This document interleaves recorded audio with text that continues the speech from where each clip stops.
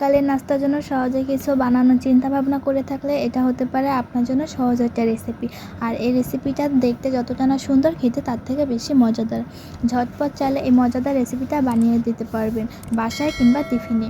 প্রথমেই লাগবে হচ্ছে 1 কাপ ময়দা। একটা বাটিতে 1 কাপ ময়দা নিয়ে নিচ্ছি, সাথে লবণ দিয়ে দিচ্ছি পরিমাণ মতো, সাথে 1 চামচ কালো জিরা দিয়ে দিচ্ছি আর 2 টেবিল চামচ তেল দিয়ে দিচ্ছি। তেলের সাথে এখন ময়দাটাকে খুব ভালো করে মাখিয়ে নিতে হবে। ময়দাটা তেলের সাথে ভালো করে মাখানো হয়ে গেলে তারপরে এখানে নর্মাল তাপমাত্রার পানি অল্প অল্প করে একটা ডো তৈরি করে নিতে হবে। পানিটা একবারে না দিয়ে অল্প অল্প করে দিতে হবে আর ডোটাকে একটু টাইট করে গুলে নিতে হবে। আর এখন ময়দার ডোটাকে 10 মিনিটের জন্য রেস্টে দিয়ে দিচ্ছি। আজকের এই রেসিপিটা বানাতে লাগবে এখানে সিদ্ধ আলু। এখানে 3টার মতো সিদ্ধ আলু আছে। এখন আলুটাকে ছোটো করে টুকরো করে নিয়েছি। আলুটাকে গরম থাকা অবস্থাতে ম্যাশ করে নিতে হবে।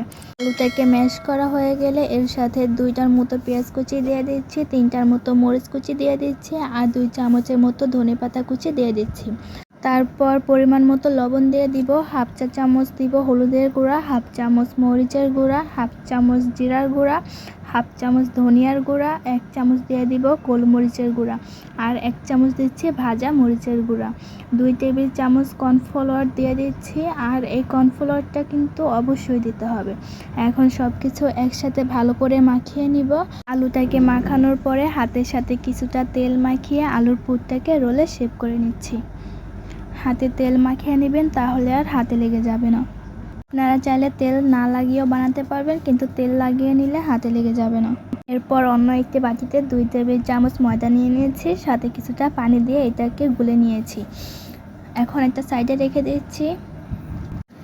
এদিকে আমাদের ময়দার ডোটা সেট হয়ে গেছে। এখন এই ময়দার ডোটাকে ভালো করে মুতে নিতে হবে। তারপর ডোটাকে অর্ধেক করে নিচ্ছি। অর্ধেক ডোটা রুটির মতো করে বেলতে হবে, অনেকটা পাতলা করে বেলতে হবে। এবার হচ্ছে সাইড থেকে এভাবে কেটে নিতে হবে। এখন হচ্ছে যে কয়টা স্ন্যাক্স বানাবো ওই অনুযায়ী ভাগ করে নিব। এরপর হচ্ছে এখানে আলুর পুরটাকে রেখে এভাবে রোল করে আলুর স্ন্যাক্সটা বানিয়ে নিতে হবে। আর শেষে যে অংশটা আছে সেখানে সামান্য কিছুটা গোলানো ময়দা লাগিয়ে দিচ্ছি। এবার ভালো করে আটকে দিচ্ছি যাতে ভাজার সময় খুলে না যায়। আর এভাবেই কিন্তু সবগুলো রোল বানিয়ে নিব। আর এই রোলগুলো কিন্তু ডুবো তেলে ভাজতে হবে। রোলগুলো ভাজার জন্য কড়াইতে মিডিয়াম আঁচে তেল গরম করে নিচ্ছি।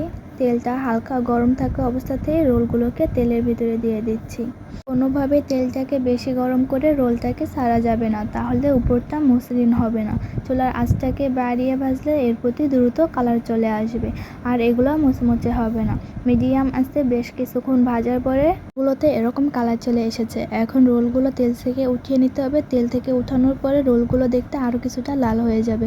এখন রোলগুলো গরম থাকা অবস্থায় সাথে সাথে পরিবেশন করলে খেতে কিন্তু দারুণ লাগবে। হয়তো আজকের এই সহজ রেসিপিটা সবার কাছে ভালো লেগেছে। আমাদের এরকম সহজ রেসিপি পেতে আমার পেজ ফলো করতে ভুলবেন না আর চ্যানেল সাবস্ক্রাইব করবেন। এতক্ষণ সাথে থাকার জন্য সবাইকে ধন্যবাদ। সবাইকে জানিয়ে বিদায় নিচ্ছি। আল্লাহ হাফেজ।